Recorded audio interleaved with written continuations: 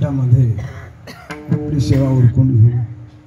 नंतर आपल्याला भोजनाची व्यवस्था केलेली आहे आणि उशीरही नको. विठ्ठल विठ्ठल म्हणा वेळोवेळा, हा सुख सोहळा स्वर्गी नाही. विठ्ठल नामाचा आग्रह धरलेला आहे. विठ्ठल नामाचा का बरं? विठ्ठल नाम म्हणजे काय? विठ्ठल विदा ठाण शून्यांना ते गृह्णाते ते विठ्ठल हा. तेव्हा संस्कृतमध्ये विठ्ठल शब्दाचे अर्थ भरपूर आहेत. आपल्याला सहज लक्षात येण्यासाठी सोपा अर्थ सांगतो. व ठ आणि ल असे 3 याच्यात व्यंजनं आहेत. व शब्दामध्ये विद नावाचा धातू आहे, ठ मध्ये स्था आहे, ल मध्ये लाती आहे. तर हे संस्कृती धातू बितू नका लक्षात ठेवा. व शब्दाचा अर्थ आहे ज्ञान. ज्ञान थोडा अवघड आहे, तर त्याच्यापेक्षा सोपं लक्षात ठेवा, शहाणपण, समजदारी. व म्हणजे शहाणपण, समजदारी. ठ या शब्दाचा अर्थ आहे स्थिर, न बदलणारं. आणि ल शब्दाचा अर्थ आहे सुंदर. ज्या माणसाजवळ शहाणपण आहे, स्थिर शहाणपण आहे, ती माणसं समाजामध्ये चंद्र सूर्य आहे तोपर्यंत सुंदर राहतात. असा विठ्ठल शब्दाचा अर्थ आहे. आपण शहाणी आहोत, आपला जो शहाणपण आहे, पण सोमवारी गुरुवारी राहतो आणि रविवारी बुधवारी जातो. रविवारी बुधवारी आपला जो शहाणपण राहत नाही. श्रावण महिन्याचा सोमवार आला की आपण लाईनच्या लाईन आपली असते शंकराच्या मंदिरात. मंगळवारी त्याचं तोंड बघाय कोणी जात नाही. कचरा पडलेला असतो सगळा तिकडे, बेलाचा पानं पुढे काही काही, तो उचलाय जात नाही. का? सोमवारीच पार्वतीला घेऊन पिंडीत बसलाय आणि मंगळवारी काही गोव्याला फिरायला घेऊन गेला होय तिला. शंकर मंगळवारी फिरायला घेऊन गेला का त्या पार्वतीला?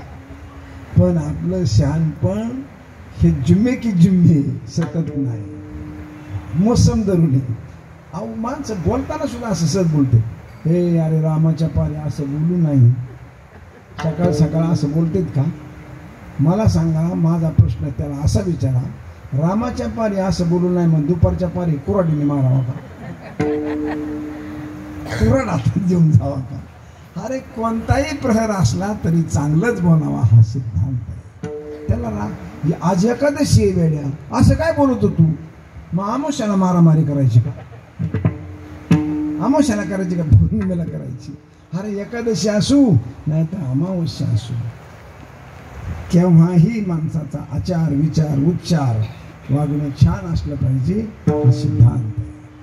आणि म्हणून व अक्षर हे शहाणपण शिकवतं. काय शिकवतं? शहाणपण. आता आपण मुंबईत राहतो, पण तुम्ही आम्ही सगळी खेड्यातली माणसं आहेत. आता खेडेगावात शेती करणारी माणसं असतात. मग शेती करणाऱ्या माणसात सगळेजण आता जनावरं पाळीत नाहीत. आता सगळी शेती वैज्ञानिक आली, तरी पण माणसं बैल पाळतात. पण याने एक बैल पाळायचा आणि त्याने एक बैल पाळायचा आणि दोघांनी सावली शेती करायची. याची 2-3 एकर आणि त्याची 2-3 एकर, मग याचा एक बैल आणि त्याचा एक बैल. त्यांनी याचा बैल अवताला आणला. मग गाय उन्हाच्या दिवसात लवकर अवतारायचं. बायकोला सांगतो लवकर असं कर, चटणी भाकरी काय लोणचं बीज असेल ते 11 वाजता तू रानात घेऊन ये, ऊन लई पडलेलं आहे, मी बैल करतो. त्याचा बैल उष्ण आहे आणि येता येता ते भाकरी आण, तांब्यात पाणी बाटलीत आण आणि 2-4 पेंड्या आण त्या गंजीच्या काढून, म्हणजे बैलाला टाकता येईल, मला जेवण करता येईल त्याला टाकता. आता तिने बाकी सामान असल्यामुळे ते मोठ्या पेंड्या तिनेच आणल्या. पेंड्या आणल्या 3 बैल येते 2, त्याच्यातला एक आपला आणि एक दुसऱ्याचा. आता ह्याला पेंड्या टाकायच्या. आता आईची शपथ घेऊन सांगा कोणाला किती टाकेल, कोणाला किती टाकेल. पेंड्या 3 बैल 2. आता मला सांगा, आपला बैल त्याला याने किती सोडल्या? 2. आणि दुसऱ्याला किती सोडल्या? 1 सोडल्या. बरोबर. मी विठ्ठल शब्द सांगतोय, गोष्ट नाही सांगत. त्यालाच 1 सोडली आणि याला 2 सोडल्या. तो बैल खातानाच बघू लागला, याला 2 सोडल्या, मला 1 सोडली. आम्ही दोघांनी सारखाच पदर आमच्या खांद्यावर होता, सारखंच जू होतं, पदरही सारखाच होता. मी सारखं ओढलं तरी याला 2 सोडल्या, मला 1. आणि याच्या गळ्यात 2-4 माळा आहेत.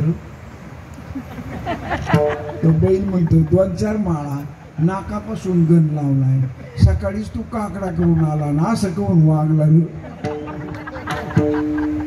असा का म्हणून वागला? अरे तू काकड्याला गेलास, काकडा केला, भजन केलं आणि तू असा वागतो?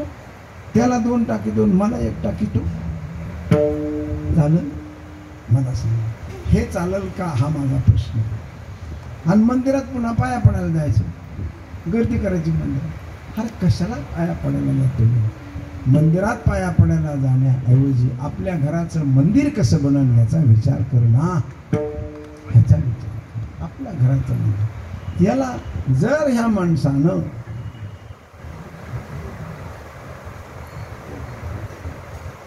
जर या माणसानं 1.5 पेंडी टाकली असती तर याला मंदिरात जायची गरज नाही. सुखे येतो घरा. याला काय गरज आहे मंदिराची? तो वागणंच त्याचा असे. आतापर्यंत संत असेच वागले. मंदिरातला देव त्यांच्या घरी गेला, नामदेवांच्या घरी, ज्ञानदेवांच्या घरी. तुकाराम महाराज भंडारा घोराडा भामगिरी डोंगरावर गेले तर देव तिथं जायचा महाराज. हे कोण बसले देवाच्या मंदिरात जाऊन? यांचं वागणंच छान होतं, देवच त्यांचं घर शोधित आला. आपण देवाच्या मंदिरात गर्दी करतो, जुन्या चपला ठेवून नव्या घेऊन जातो. करायचं काय त्याचं? म्हणून लक्षात ठेवा, व शब्दाचा अर्थ शहाणपण, समजदारी, ज्ञान.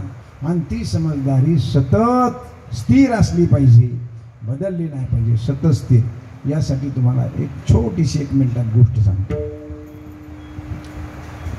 आपल्या शेजारीच कल्याणी, तो सुभान उठला, महाराजांनी स्वारी केली आणि त्या कल्याण गावामधून एक सुंदर स्त्री, मोठे धन दौलत, माणिक, हिरे, 5 सोनं, नाणं असं घेऊन महाराज पुण्याला गेले.